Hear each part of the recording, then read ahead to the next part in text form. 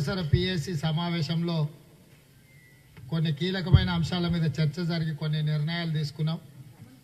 ఇది మీడియా మిత్రులకు వివరించడానికి ఈ పత్రికా సమావేశంలో మా సిఎల్పి నాయకులు పెద్దలు బట్టి విక్రమార్క గారు, క్యాంపెయిన్ కమిటీ చైర్మన్ మాజీ పార్లమెంట్ సభ్యులు మధు యాస్కి గారు, కేంద్ర మంత్రివర్యులు బలరాం నాయక్ గారు, ఏఐసిసి కార్యదర్శి మాజీ శాసనసభ్యులు సంపత్ కుమార్ గారు, మాజీ పార్లమెంట్ సభ్యులు కార్యనిర్వాహక అధ్యక్షులు అంజన్ కుమార్ యాదవ్ గారు, మాజీ మంత్రివర్యులు క్రమశిక్షణ కమిటీ చైర్మన్ పెద్దలు చిన్నారెడ్డి గారు, ముఖ్యమైన నాయకులందరం కూడా ఈ పత్రికా సమావేశాన్ని ఏర్పాటు చేసి మీడియా మిత్రులను సమన్వయం పాటించండి అని చెప్పి కాంగ్రెస్ పార్టీ తరఫున మీకు విజ్ఞప్తి చేస్తున్నాం. ఎందుకంటే వివిధ నియోజకవర్గాల అభ్యర్థులను మీరే ప్రకటించేసి కొంతమందిని మీరే తిరస్కరించేసి తద్వారా కాంగ్రెస్ పార్టీలో గందరగోళానికి దారి తీస్తున్నది. దయచేసి కాంగ్రెస్ పార్టీకి అభ్యర్థుల నియామకానికి కొన్ని నియమ నిబంధనలు ఉన్నాయి. మీరు ఎంత హడావిడి చేసినా ఆ నియమ నిబంధనలను ఉల్లంఘించదు కాంగ్రెస్ పార్టీ. ఆ నియమ నిబంధనల ప్రకారమే అభ్యర్థుల మీద చర్చ జరిగి అభ్యర్థుల నిర్ధారణ జరుగుతుంది. కాబట్టి ఆ కార్యక్రమాన్ని జాతీయ కాంగ్రెస్ నాయకత్వం నిర్ణయం తీసుకునే వరకు దయచేసి మీరే అభ్యర్థులను ప్రకటించి మీరే బీ ఫాములు పంచిపెట్టే కార్యక్రమాన్ని కొంత వాయిదా వేయాల్సిందిగా మీడియా మిత్రులకు విజ్ఞప్తి చేస్తున్నా. రెండవది, పొత్తులు సీట్ల కేటాయింపు. పొత్తుల చర్చలు ప్రాథమిక దశలో ఉండంగానే సీట్ల కేటాయింపుల తర్వాత అభ్యర్థుల తరలించడం వల్ల వచ్చిన రాజకీయ లాభ నష్టాలు అన్నిటిని కూడా మీడియా మిత్రులే విశ్లేషిస్తున్నారు. దయచేసి మీడియా మిత్రులను మా పాత్ర కూడా మీరే చేయకండి. మీరు అలా చేయడం వల్ల మాకేం పని లేకుండా పోయే ప్రమాదం ఉన్నది. కాబట్టి ఒకటి అభ్యర్థుల నిర్ణయము, రెండు పొత్తులకు సంబంధించిన అంశంలో చర్చల స్థాయిలోనే అంశాలు కొనసాగుతున్నాయి. కాబట్టి దయచేసి నిర్ణయాలు మీరు ప్రకటించకండి. నిర్ణయం తీసుకున్న వెంబడే మొట్టమొదట మీకు మేము సిఎల్పి గారు, నేను, ముఖ్యమైన కీలకమైన నాయకులందరము మీడియా మిత్రులకే మొదట చెప్తాం, అభ్యర్థుల కంటే పొత్తు పెట్టుకోవాల్సుకున్న రాజకీయ పార్టీల కంటే. ఇక రెండవది, పార్టీలో చిన్న చిన్న విషయాలు కానీ అపోహలు కానీ లేదా ఇద్దరు సమర్థులు ఉన్నప్పుడు కొన్ని అంశాల ప్రాతిపదికన అభ్యర్థుల నిర్ణయం చేస్తాం. మిగతా వాళ్ళకి అన్యాయం చేయాలన్న ఆలోచన కానీ ఉద్దేశం కానీ పార్టీకి ఉండదు. మొదటి నుంచే పార్టీకి సేవలు అందించిన వాళ్లకు సముచితమైన స్థానం కల్పించి అన్ని రకాలుగా వాళ్ళ గౌరవాన్ని కాపాడి వాళ్ళకి సరైన హోదా ఇవ్వాలన్న ఆలోచననే కాంగ్రెస్ పార్టీ చేస్తుంది. దీనికి సంబంధించి సీట్ల విషయంలో సమర్థులైన నాయకత్వం ఎక్కువ ఉన్న దగ్గర వాళ్ళతో సంప్రదించి వివిధ హోదాలలో ఇప్పుడు ఎమ్మెల్యే టికెట్లు మాత్రమే కేటాయిస్తున్నాం. ఇంకా ఎమ్మెల్సీలు ఉన్నాయి, ఎంపీ టికెట్లు ఉన్నాయి, ప్రభుత్వంలో కార్పొరేషన్ చైర్మన్ల పదవులు ఉన్నాయి, జిల్లా పరిషత్ చైర్మన్ల పదవులు ఉన్నాయి, వివిధ పదవులు ఉన్నాయి. ఆయా నాయకుల యొక్క సమర్థత, స్థానిక పరిస్థితులకు అనుకూలంగా ఆ నిర్ణయాలన్నీ తీసుకుంటాం. ఆ సంప్రదింపుల కోసం ఏఐసిసి ఒక కమిటీ నియమించింది. ఆ కమిటీలో ఏఐసిసి ఇన్ఛార్జ్ మాణిక్రావు ఠాక్రే గారు ఉంటారు, మా దీపాదాస్ మున్సీ గారు తెలంగాణ అబ్జర్వర్ గారు ఉంటారు, అదేవిధంగా మీనాక్షి నటరాజన్ అబ్జర్వర్ గారు ఉంటారు, తెలంగాణ రాష్ట్రం నుంచి పెద్దలు జానారెడ్డి గారు ఉంటారు. ఈ నలుగురిని ఏఐసిసి నియమించింది. తెలంగాణ రాష్ట్రంలో వివిధ శాసనసభ నియోజకవర్గాలలో జిల్లా స్థాయిలో పార్టీ కోసం అహర్నిశలు కృషి చేసిన వాళ్ళు, నియోజకవర్గ స్థాయిలో అహర్నిశలు కృషి చేసిన వాళ్ళు, రాష్ట్ర స్థాయిలో పనిచేసిన వాళ్ళను, జాతీయ స్థాయిలో కీలక భూమిక పోషించిన వాళ్ళందరికీ కూడా ఏ రకంగా సమన్వయంతో వాళ్ళ హోదాలు గౌరవాన్ని తగ్గకుండా నిర్ణయాలు తీసుకోవడానికి, ఏఐసిసికి సూచనలు ఇవ్వడానికి, వీళ్ళందరినీ సమన్వయం చేయడానికి కేసీ వేణుగోపాల్ గారు కమిటీని నియమించారు. ఎవరికైనా నియోజకవర్గాల వారిగా, జిల్లాల వారిగా, రాష్ట్ర స్థాయిలో ఉండే నాయకులకు ఎలాంటి ఆలోచనలు వచ్చినా ఆలోచనలు పంచుకోవడానికి, ఆందోళన చేయడానికంటే ఆలోచనలు పంచుకోవడం ద్వారా ఉపయోగం ఉంటుంది. కాబట్టి ఇన్ఛార్జ్ మాణిక్రావు ఠాక్రే గారు, దీపాదాస్ మున్సీ గారు, మీనాక్షి నటరాజన్ గారు, జానారెడ్డి గారు మీకు అందరికీ ఎల్లవేళలా అందుబాటులో ఉంటారు. 24/7 మీతో చర్చించడానికి మీకేవైనా మీడియా వాళ్ళు కల్పించిన అపోహలు కానీ గందరగోళాన్ని కానీ తొలగించడానికి నాయకత్వం మీకు పూర్తి స్థాయిలో అందుబాటులో ఉంటుంది. ఆ నిర్ణయం కూడా ఈరోజు పిఎస్సిలో చర్చించి నిర్ణయం తీసుకోవడం జరిగింది. అదేవిధంగా ముఖ్యంగా ఎన్నికలు అనగానే అధికారుల పాత్ర అత్యంత కీలకం. గత కొన్ని సంవత్సరాల నుంచి మనం చూస్తున్నాం ఐఏఎస్లు ఐపీఎస్లు అంతకంటే దిగువ స్థాయిలో ఉండే అధికారులు టీఆర్ఎస్ పార్టీ కార్యకర్తల కంటే కూడా ఇంకా ఎక్కువగా టీఆర్ఎస్ పార్టీ కోసం పనిచేస్తుండ్రు. అలాంటి అధికారులందరినీ కూడా ఎవరెవరు ఉన్నారో వాళ్ళందరి వివరాలను సేకరించి వాళ్ళ మీద కేంద్ర ఎన్నికల సంఘానికి రాష్ట్రంలో ఉండే సిఇఓ గారికి వివిధ శాఖలకు ఫిర్యాదులు చేయాలన్న చర్చ కూడా జరిగింది. ఉదాహరణ రాష్ట్ర డీజీపీ గారు ఆంధ్రప్రదేశ్ క్యాడర్కు సంబంధించిన అధికారి, సైబరాబాద్ కమిషనర్ స్టీఫెన్ రవీంద్ర గారు చాలా సంవత్సరాల నుంచి అక్కడ పనిచేస్తుండు. టాస్క్ ఫోర్స్లో రిటైర్ ఎప్పుడో అయిపోయిన అధికారులను తీసుకొచ్చి పెట్టిండ్రు. ఎస్ఐబిలో ప్రభాకర్ రావు అనే అధికారి కేసీఆర్ బంధువు ఉన్నాడు. ఇట్లా వివిధ హోదాలల్లో వాళ్ళ బంధువులను రిటైర్ అయిపోయిన వాళ్ళను లేకపోతే పూర్తిగా వాళ్ళ పార్టీకి కొమ్ము కాసే ఐపీఎస్ అధికారులను అంటే డీజీపీ నుంచి డిఎస్పీ వరకు ఈ పరిధిలలో ఉండే కొన్ని దగ్గరలో సిఐలు కూడా అతిగా ఉత్సాహాన్ని ప్రదర్శిస్తున్నారు. వాళ్ళందరి వివరాలను సేకరించి వాళ్ళతో పాటు ఐఏఎస్లు ఉదాహరణ ఫైనాన్స్ సెక్రటరీ రామకృష్ణారావు గారు ఉన్నారు. నాకు తెలిసి తెలంగాణ వచ్చినప్పటి నుంచి ఆయనే ఉన్నాడు. ఎన్నికల షెడ్యూల్ డిక్లేర్ అయిన తర్వాత ఎలక్షన్ నిబంధనలు ఎలక్షన్ కమిషన్ ఆఫ్ ఇండియా ఇచ్చిన నిబంధనలు ఉంటాయి. అంటే నిధుల విడుదల కానీ నిధుల కేటాయింపులు కానీ దీని మీద నిబంధనలు ఉన్నాయి. లేదా కాంట్రాక్టర్ల బిల్లుల కేటాయింపులో కూడా నియమ నిబంధనలు ఉన్నాయి. అన్నిటిని ఉల్లంఘించి ఆర్థిక శాఖకు సంబంధించిన అధికారుల నుంచి మంత్రుల వరకు నిబంధనలు ఉల్లంఘించడం ద్వారా రాజకీయ ప్రయోజనాల కోసం నిధులను విడుదల చేస్తుండ్రు. పోయినసారి ఎన్నికల్లో ఓటు వేస్తుంటే లైన్లో నించున్న వాళ్ళకి రైతు బంధు పైసలు పడ్డాయి నీ ఖాతాలా అని వాళ్ళ ఫోన్లోకి ఎస్ఎంఎస్ వచ్చింది. ఇట్లా రకరకాల సంక్షేమ పథకాలకు సంబంధించి పెన్షన్ లాంటివి తప్ప మిగతా ఏవి కూడా ఎలక్షన్ షెడ్యూల్ వచ్చిన తర్వాత పోలింగ్ అయ్యే వరకు నియంత్రణ పాటించాలి. ఇంతకంటే ముందే వాటి అన్నిటిని వేసేది ఉంది. లేదంటే 30 రోజులు వాయిదా పెట్టి పోలింగ్ అయిన తెల్లారి నుంచి ఈ నిధులను విడుదల చేయాలి. ఇట్లా నిబంధనలు ఉల్లంఘించి టీఆర్ఎస్కు రాజకీయ ప్రయోజనం చేకూర్చే విధంగా వ్యవహరిస్తున్న అధికారులను ఐఏఎస్లను అందరినీ ఐఏఎస్ల నుంచి మొదలు పెడితే ఎంఆర్ఓలు ఎంపీడీఓల వరకు. ఎందుకంటే మా ఉత్తమ్ కుమార్ రెడ్డి గారు చెప్తున్నారు నిన్న ఎంబడే బీసీ బంధు దళిత బంధు లేకపోతే గృహలక్ష్మి పథకాలు ఎలక్షన్ షెడ్యూల్ అనౌన్స్ అయినాక హడావిడిగా వాళ్ళ కలెక్టర్ గారు పిలిపించేసి లిస్టు తయారు చేయండి, అప్లోడ్ చేయండి, బెనిఫిషియర్స్ లిస్టు ఫైనల్ చేయండి, వాళ్ళందరికీ లెటర్లు ఇవ్వండి, తద్వారా గ్రామాలలో మన రాజకీయ ఆధిపత్యాన్ని సాధించవచ్చని నిన్న రాత్రి వరకు అదే పని మీద కూర్చున్నారంట. సేమ్ గద్వాల్ సేమ్ అన్ని జిల్లాలలో అది కలెక్టర్లు కావచ్చు ఎస్పీ కావచ్చు. గతంలో మీరు సూర్యాపేట ఎస్పీని చూసారు. ఆ మంత్రి బాహుబలి టీఆర్ఎస్ అసలు అద్భుతం. అట్లాంటి అధికారులు ఇప్పుడు ఆడనే కొనసాగుతున్నారు. మూడోది మా వెంకటరెడ్డి గారు కొన్ని విషయాలు తెచ్చారు. నల్గొండ కలెక్టర్ను తీసుకొచ్చి భువనగిరికి వేసారు. ఇప్పుడు ఉదాహరణ మున్గోడులో కొన్ని మండలాలు నల్గొండలోనే కొన్ని మండలాలు భువనగిరిలో ఉన్నాయి.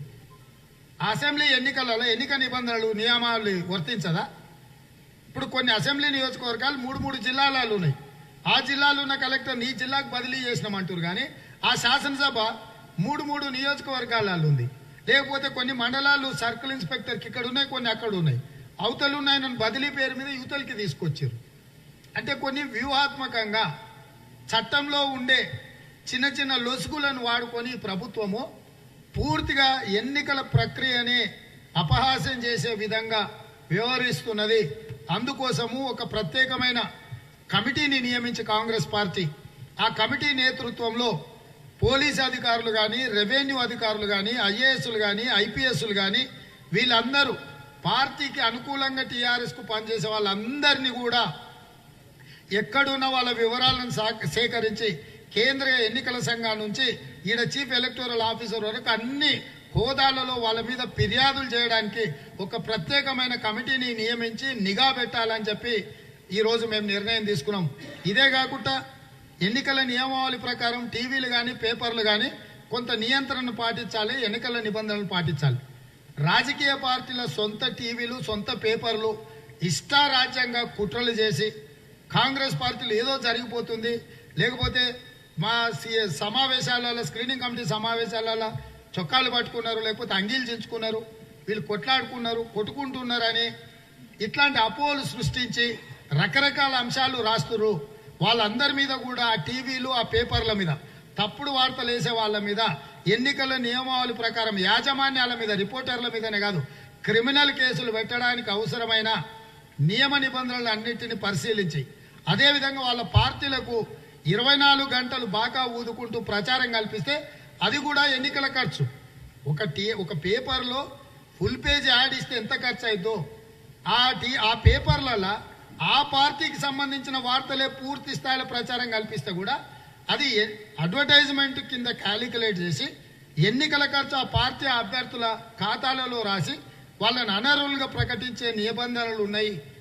వాటిని కూడా పెయిడ్ ఆర్టికల్స్ కింద పరిగణలోకి తీసుకొని టీవీలలో వచ్చే వార్తలను అడ్వర్టైజ్మెంట్ కింద పరిగణలోకి తీసుకొని ఆ అభ్యర్థుల ఖాతాలో ఆ డబ్బులు ఖర్చు కింద రాసి వాళ్లను పరిమితికి మించిన ఖర్చు కింద అనర్హులను చేయాల్సిన విషయాన్ని కూడా ఈ టీవీలు పేపర్ల మీద కూడా నిర్దిష్టమైన ఆధారాలతో కూడుకున్న ఫిర్యాదులు కేంద్ర ఎన్నికల సంఘానికి వివిధ కమిటీలకు, ఎందుకంటే ఎలక్షన్ నోటిఫికేషన్ షెడ్యూల్ రాగానే వీటిని అబ్జర్వ్ చేయడానికి actual election commission of India ఒక ప్రత్యేకమైన కమిటీని నియమించాలి.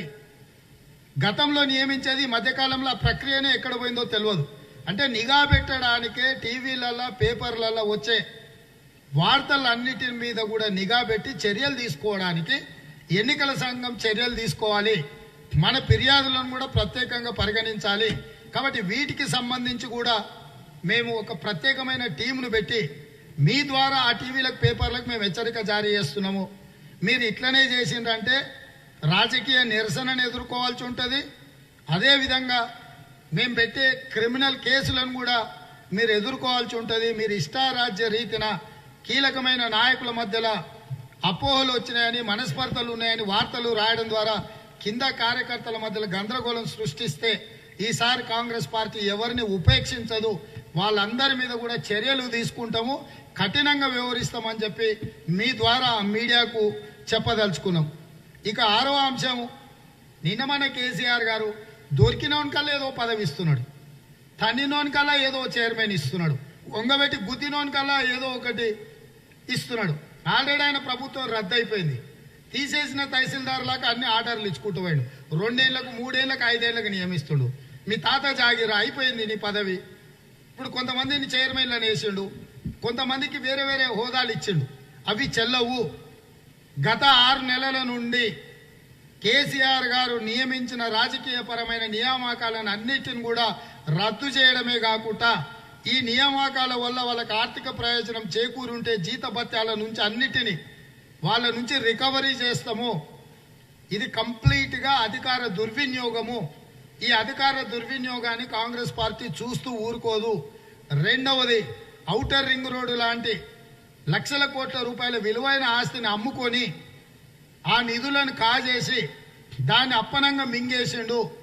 గత 6 నెలల నుంచి ఏమేమి టెండర్లు పిలిచిండో, ఔటర్ రింగ్ రోడ్డు కావచ్చు, కోకాపేట భూములు కావచ్చు, నిన్నగాక మన పాలమూరు రంగారెడ్డి ఎత్తిపోతల మీద టెండర్లు కావచ్చు, ఈ ఎన్నికల షెడ్యూల్ వచ్చిన కాడ నుంచి వెనక్కి 6 నెలల నుంచి తీసుకున్న అన్ని నిర్ణయాలను కూడా స్పష్టంగా కాంగ్రెస్ పార్టీ సమీక్షిస్తుంది. అధికారంలోకి వచ్చిన వెంటనే ఎవరైనా కాంట్రాక్టర్లు ఆ టెండర్లు తీసుకున్నా, కేసీఆర్కు ముడుపులు చెల్లించినా, భూములు కొనుగోలు చేసిన వాళ్ళు అగ్వకు వచ్చిందని ఏదో ఒకటి చెల్లించి ఆ భూములు తీసుకున్నా, ఔటర్ రింగ్ రోడ్డును ఆక్రమించుకున్న సంస్థలందరూ కూడా స్పష్టంగా విచారణ ఎదుర్కోవాల్సి ఉంటుంది. కాబట్టి ఈ వివిధ వ్యాపార సంస్థలు మీరు భవిష్యత్తులో క్రిమినల్ కేసులు ఎదుర్కోకుండా ఉండాలి అంటే ప్రభుత్వ దోపిడీలో కల్వకుంట్ల చంద్రశేఖరరావుతో కలిసి అక్రమాలకు పాల్పడితే అన్నిటిని కూడా సమీక్షిస్తాము. అది టెండర్లు కావచ్చు, భూముల అమ్మకాలు కావచ్చు, ఔటర్ రింగ్ రోడ్ కావచ్చు, వీటికి సంబంధించినవన్నీ నిన్న షెడ్యూల్ వచ్చే కంటే వెనక్కి 6 నెలలలో ప్రభుత్వం తీసుకున్న నిర్ణయాలను అన్నిటిని కూడా ధరణిలో తీసుకున్న నిర్ణయాలను కూడా ధరణిని అడ్డం పెట్టుకొని వేలాది ఎకరాల భూములను, ప్రభుత్వ భూములను ప్రైవేట్కు దారదత్తం చేసి వాటన్నిటిని కూడా దోపిడీకి పాల్పడ్డారు. వీటన్నిటిని కూడా సమీక్షించడం జరుగుతుంది. వీటన్నిటి మీద కూడా మేము చర్చ చేసినాము. వీటికి సంబంధించిన విస్పష్టమైన ప్రకటన చేస్తున్నాము. కేంద్ర ఎన్నికల సంఘం యొక్క నియమావళికి లోబడే ప్రభుత్వము పని చెయ్యాలి. అధికారుల నియమావళికి లోబడే నిర్ణయాలు చేయాలి. ఏదైనా రాజకీయ పార్టీకి కానీ రాజకీయ నాయకుడికి ఒత్తాసు పలికినట్టు అనుకూలంగా పనిచేసినట్టు మీరు ఏమి వ్యవహరించినా ఇప్పుడు ఎన్నికల సంఘాలకు ఫిర్యాదు చేస్తాం. తర్వాత కాంగ్రెస్ పార్టీ అధికారంలోకి వచ్చిన వెంటనే పూర్తి స్థాయిలో మీ అందరి మీద విచారణకు ఆదేశిస్తాము. చట్టబద్ధంగా నియమ నిబంధనలకు లోబడి మీ అందరినీ కూడా కాంగ్రెస్ పార్టీ ఉపేక్షించదు. చట్టానికి పరిమితికి లోబడి మేము విచారణకు ఆదేశిస్తాము. నియమ నిబంధనలు ఉల్లంఘించిన ఏ అధికారిని కూడా బిఎల్ఓల నుంచి మొదలు పెడితే చీఫ్ సెక్రటరీ, గ్రామ సభలో గ్రామ కార్యదర్శి స్థాయిలో నుంచి డీజీపీ వరకు ఎవరైనా మీరు అతిగా వ్యవహరించినా, బీఆర్ఎస్ పార్టీకి అనుకూలంగా వ్యవహరించినా, నిధుల విడుదల చేసినా, మీరు అదనంగా ఎవరికన్నా ప్రయోజనం చేకూర్చినా కాంగ్రెస్ పార్టీ అధికారంలోకి వచ్చిన వెంటనే ఈ అక్రమార్కులకు వ్యతిరేకంగా కఠినంగా వ్యవహరించాలి అని నిర్ణయం తీసుకుంది. ఈ అక్రమార్కులను హెచ్చరిక జారీ చేస్తుంది కాంగ్రెస్ పార్టీ. మీరు ఎవరినో సంతోషపెట్టడానికో ఎవరికో ప్రయోజనం చేకూర్చడానికో మీ ఉద్యోగానికి ముప్పు తెచ్చుకోకండి, మీ నెత్తి మీదకి క్రిమినల్ కేసులు తెచ్చుకోకండి అని ఆ అధికారులందరికీ సూచన చేస్తున్నా. వీటన్నిటిని దృష్టిలో పెట్టుకొని ఎన్నికలు ఫెయిర్గా జరగాలని, ప్రశాంతంగా జరగాలని, అందరికీ సమానమైన అవకాశాలు ఉండాలని, ఫర్ ఎగ్జాంపుల్ హైదరాబాద్లో మెట్రో పిల్లర్స్ మీద ఉండే ప్రభుత్వ అడ్వర్టైజ్మెంట్స్ ఓన్లీ టీఆర్ఎస్కే ఇస్తారు. Actually election commission of India నిబంధనల ప్రకారం అన్ని రాజకీయ పార్టీలకు సమానంగా ఇవ్వాలి. ఎక్కడైనా హోర్డింగ్స్ ప్రైవేటు కూడా అందరికీ ఈక్వల్గా ఇవ్వాలి. కానీ అధికారికంగా ప్రకటనలు చేయడానికి కూడా ఎక్కడ కూడా ప్రతిపక్షాలకు స్థానం లేకుండా ఓన్లీ ఒకే ఒక పార్టీకి అధికారులు ఒత్తాసు పలుకుతారు. నేను మెట్రో రైలు అధికారులకు కూడా నేను సూచన చేయదలుచుకున్నా.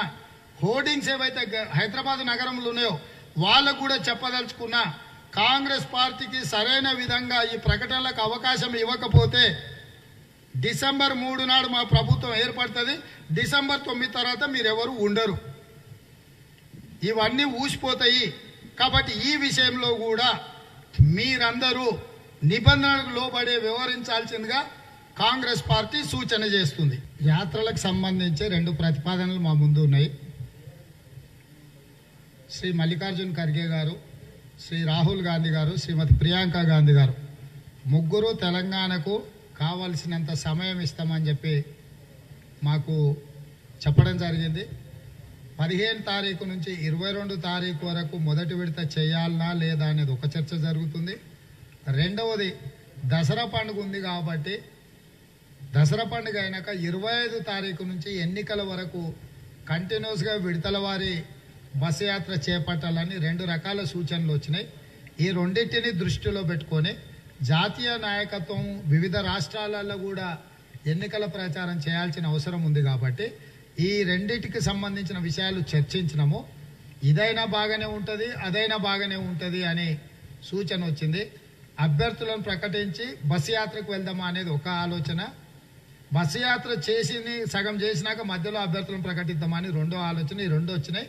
జాతీయ నాయకత్వంతో చర్చించిన తర్వాత దానికి సంబంధించి మీకు స్పష్టమైన ప్రకటన విడుదల చేయడం జరుగుతుంది. అట్లే లేదు ఇటా అటా అని మిమ్మల్ని అడుగుతున్నాం. మీరు కూడా సూచన చేయొచ్చు. ఒకవేళ మీ లేదు మేము మోర్ డెమోక్రటిక్ మీడియా మిత్రులను కూడా మేము ఎప్పుడు మీ సూచనలు తీసుకుంటాం. ముందు నుంచి కూడా మీకు తెలుసు కాబట్టి మీ సూచనలు కూడా పరిగణలోకి తీసుకుంటాం. అభ్యర్థుల ప్రకటన ఎంత త్వరగా వీలైతే అంత త్వరగా ఉంటుంది. సాధ్యమైనంత త్వరలోనే ప్రకటిస్తాం. నమస్కారం.